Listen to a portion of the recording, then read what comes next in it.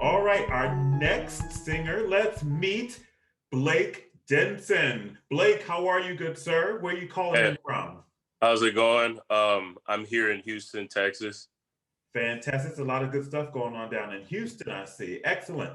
Well, for your video, you performed Steal Away, a traditional spiritual arranged by Sean Okpebolo, with Big U Sanford at the piano. Let's all take a listen. Still away,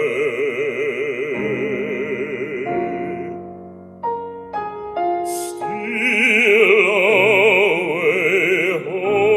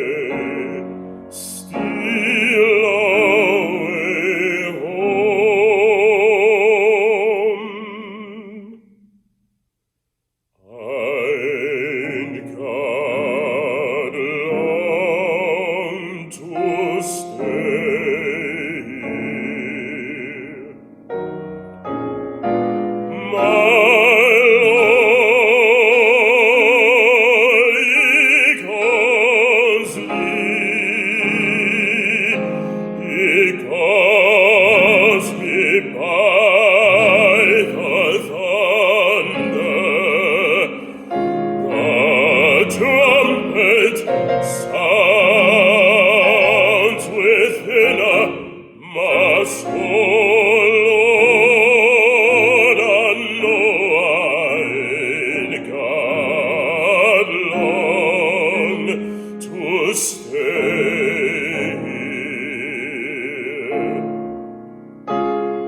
still away.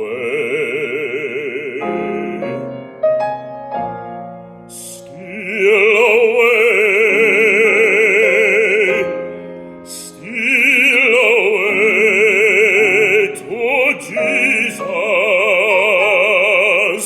Oh, steal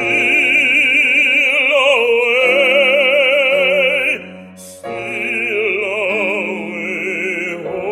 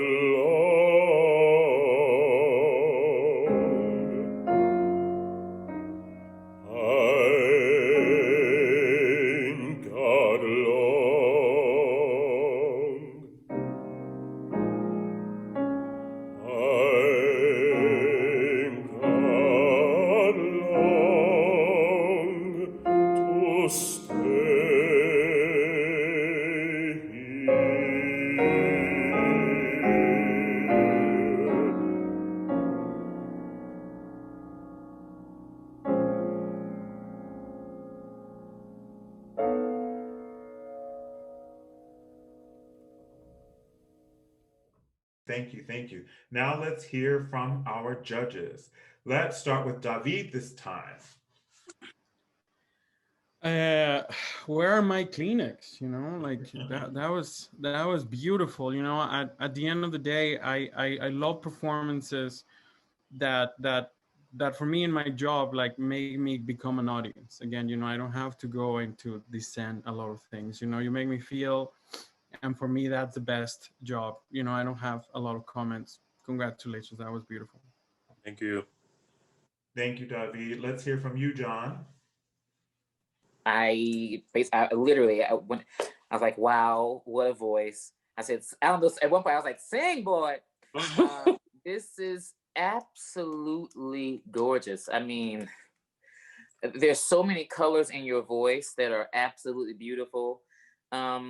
Sometimes because of the color of your voice, especially when it gets a little darker, be careful about your diction, because sometimes we lose a bit of it, but that's just because of the color. So just be really clear about what you're doing, especially in the darker color. That's not bad. It's just something to be really cognizant of. I don't really have anything to say technically right now. Just be careful when you get down to it in the darker part of your voice. Extraordinary job, beautiful. And just as David just said, the last thing I wrote was, you made me feel so many things. I'm sure your parents are so very proud of you. Keep singing beautifully. Thank you. Thank you, John. Let's hear from you, Dame Blue. Blake. Hi, Blake. Bravo, bravo. I don't really have a lot to say. I loved it. I loved so much about it. I like your timbre. It's so beautiful. It's so warm and so present. If I can just encourage you to color more with your words when you say, I ain't got long to stay here. I think those things you can just tap into a little bit more. Truly, though, I don't have very much to say. Just bravo to you. I agree with John, and what an honor it is to hear everybody sing today. Bravo, Thank Blake. you. And lastly, let's hear from Sir Brownlee. So Blake, Blake, you have an incredible voice. You know that, and so you know, to whom much is given, much is required. And so a lot of times, what we can do, we get lost in our sound, and we really just give sound, sound, sound, sound. But the thing that I wrote is, I said, get me from the first word. The first steal away, if you can position your thinking. Sometimes people will tell you to walk on stage, especially when singing recitals or spirituals, whatever. Before don't start until you're ready to. But when you start, be ready. And when you did that stuff, that was great. And that's where I was like, oh, he came to life there. Because I know you, so I expected, you know, the sound. But if you can manage to from the very beginning, just steal away the actual meaning of what that means, steal away to Jesus, meaning that's my only refuge.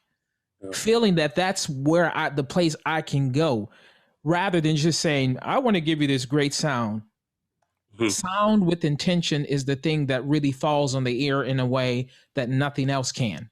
That's the thing that transports you. That's the thing that you're like, that music with words, nothing else can, I think, can come. Everything's come second to that.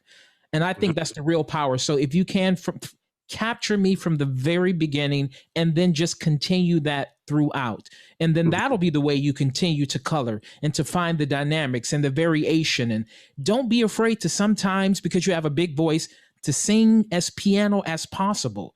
And that's the thing that oftentimes can knock people over, is the simplicity and just the intimacy of the words in that moment. Does that make sense what I mean? Yeah. But bravo, you know, you my boy, bravo. So awesome job. Appreciate it. Thank you. Thank you, Pastor Brownlee. Now for our fourth and final collegiate finalist, Sabrina Langlois. Where are you calling in from, Sabrina? Sunny Miami. Oh, can you send me some sunshine, please? New York is in need of some warmth. Oh, it's cold up here. It's excellent to meet you and to have you here. Now, your video, you submitted Borderline from Genius Child by my good friend Ricky Ian Gordon with text by Langston Hughes.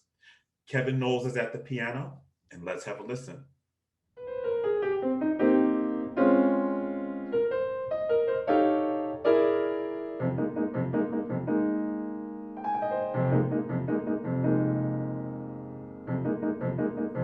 I used to wonder about living and dying. I think the difference lies between tears and crying.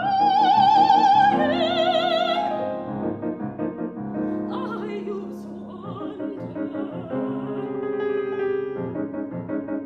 about here and there. I think the distance is nowhere.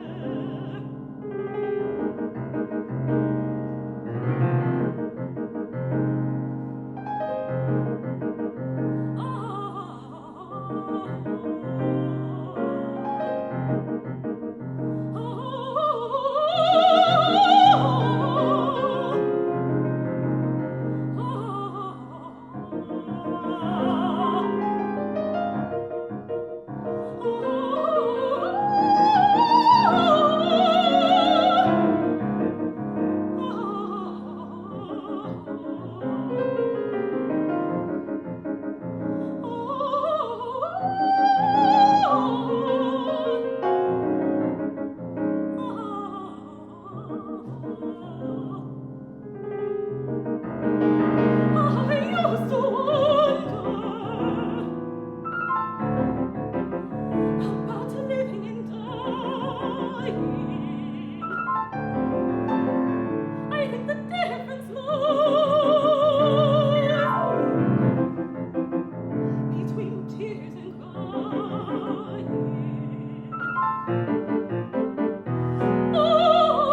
I used to wonder about here and there.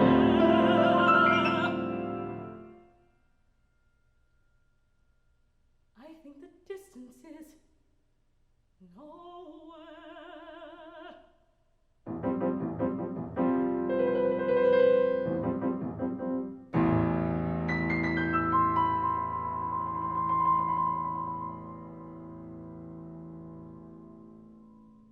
Excellent. Thank you so much for that. Now let's hear from our judges. We'll start with Angel Blue this time. Okay. Hi, Sabrina. Brava. Brava. Sabrina, I love the presentation of the piece, and I do feel that you're engaged in what you're saying. I would like to encourage you from soprano to soprano that the middle voice, that spot, there's just a spot for all of us sopranos where it can get a little bit lost, and that is the height of our singing. For me, what works the best is making sure that I'm really on my breath. So I want you to also think of that when you're singing this kind of a piece. And he helps you in the way he composes the piece by having all of these ha ha ha ha ha ha ha. So it's almost like a rearticulation kind of a thing to make sure that your breath is supporting your voice fully. Not saying that you're not supporting, but I just think that that is something that you can concentrate on to make sure that your middle voice is as strong as your upper register. Brava, lovely presentation. You're a beautiful girl. Absolutely loved your performance. Thank you. Thank you, Angel. Let's hear from David. Sabrina, I also love the presentation. I love your fierce eyes. You were connected on. If there was a moment even that you seemed very human. You were singing that figure of the kind of like their engagements all like that, and you were making a pace. Like I love that you told me a story. One tiny thing that I would say, just to help in the same saying of your sound, to help you color more and convince more and connect more with your audience, would be exactly what Angel, work a little bit on your low voice. A lot of us tenors that sang Una furtiva lágrima, we wanted to say, ooh, nah. But I learned that when I sang in a big space, it was better if I say, ooh, nah, like more a little lean, the distance closer. That I would say might help you a little bit, but beautiful, engaging performance. So thank you. Thank you. Thank you, David. Let's hear from you, Larry Brownlee. Hello, yes. Wonderful job. I was sitting here listening, and just like David said, especially when we sing in the lower range, I think we get out, everyone errs on the side of trying to make as much sound as possible. And as he's mentioned before, you have to go a little bit leaner. What can happen? You can want to make sound, and then it takes away from the clarity of your sound. And then when you extend it up top, I was like, there's the real beauty of her voice. It's there. And not saying that it's a repertoire choice, because this is an incredible piece, but when you have a piece like this, you have to make this work for you as best as possible. Does that make sense what I'm saying? And so, like he said, being leaner, making sure that, as Angel said, singing on the breath and not working so much.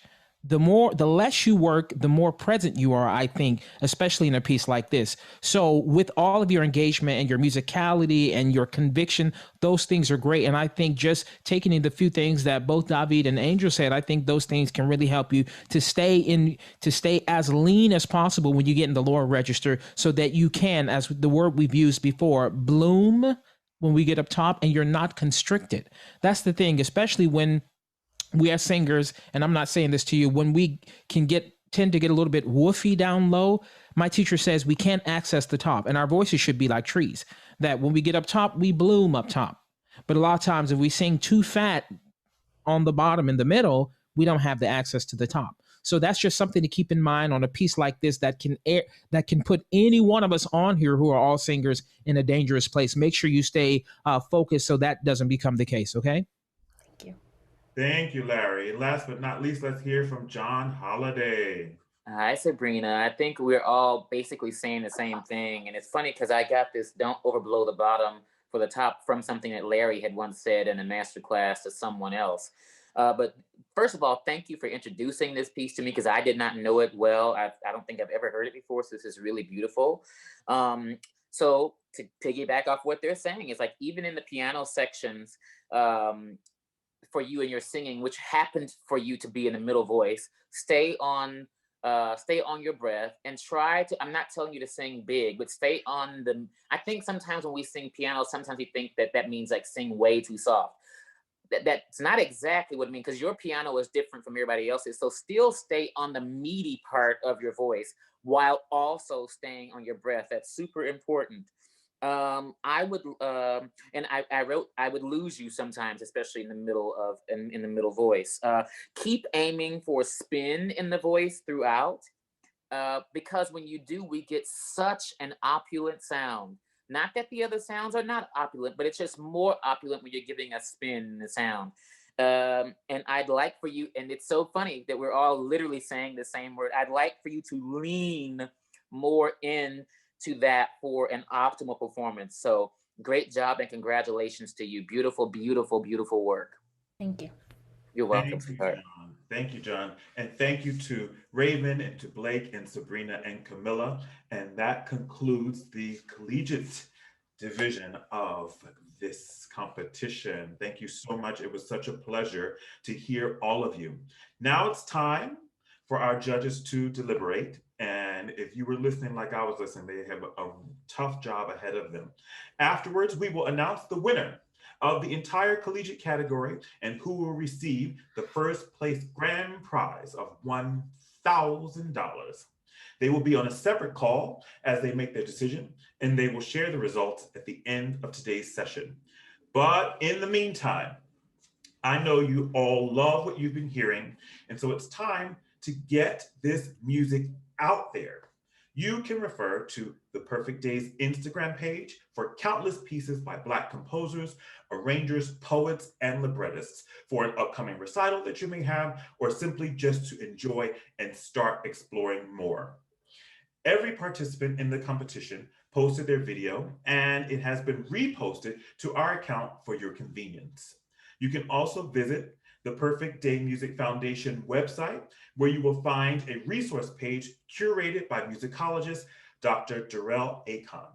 Now, some of the composers that were presented today are Florence Price, Harry T. Burley, Jarrell Gray, Roland Hayes, Edward Boatner, and Sean Okpebolo. Let's get to know them a little bit.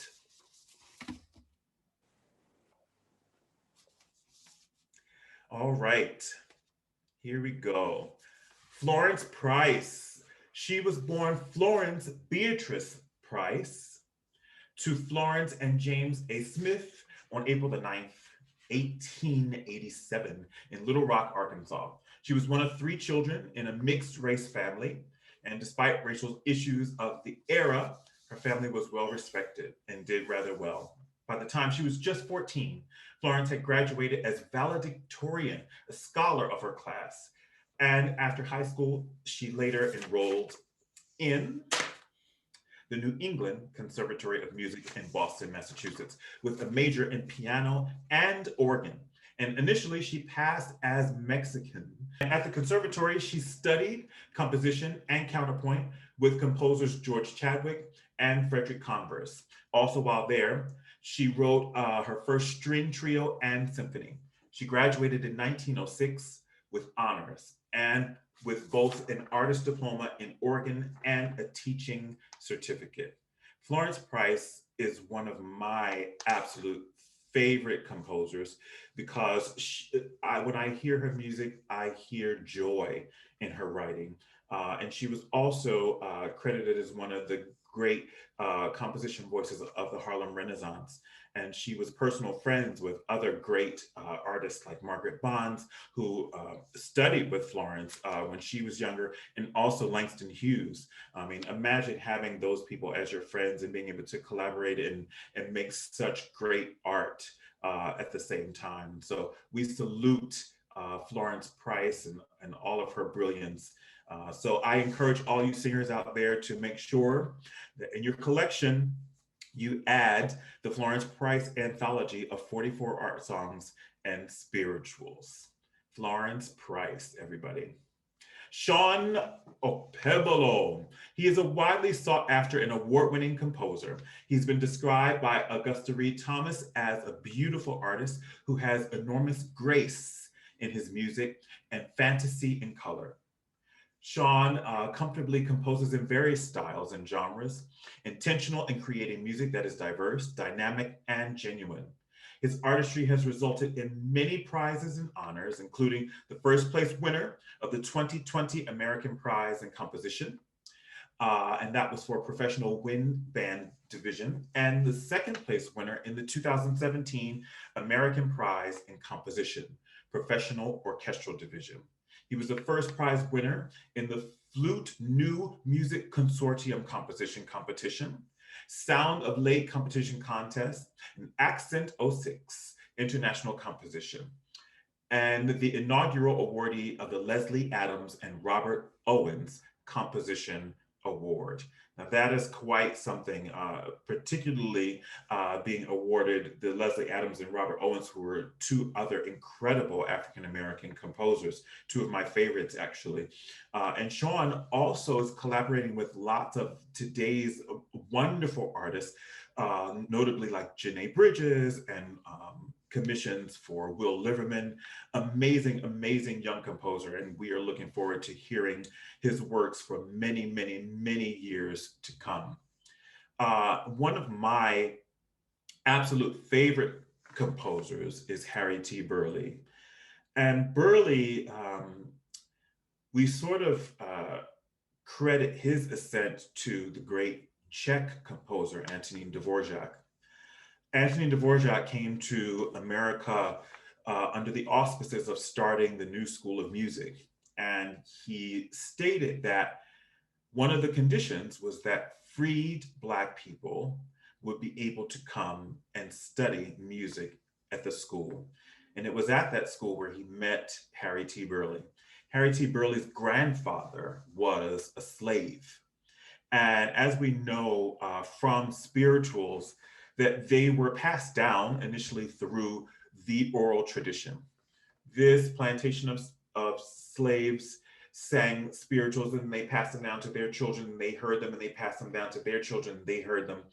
But it was Dvořák's brilliant idea that he teach freed Blacks the rudiments of music and how to write those melodies down so that we have them forever and ever. There were initially over 6,000 spiritual melodies. We have about 3,000 left that are preserved and have been fashioned into these amazing arrangements by composers past and present, men and women.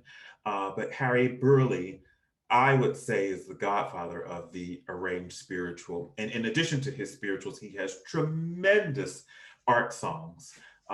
He has set some of Paul Laurence Dunbar's lyrics to music, and he's just an incredible composer. And also, he was an incredible baritone. He sang on Ciceretta Jones's final Carnegie Hall recital in New York. And he was great friends with her, and just a wonderful pioneer for African-American music. So we salute Harry T. Burleigh as well. So thank you so much. I hope you have enjoyed learning a little bit more about our composers. And as we await the judges' results, I'll turn it over to Irina and Lucas. Thank you so much, Kenneth, you guys. This is going really well. By the way, it was so amazing hearing all of you. And honestly, I've heard you all sing these songs now quite a lot. So it's nice to hear them all again. Anyway, and Kenneth, you're killing it, man. You're absolutely killing it.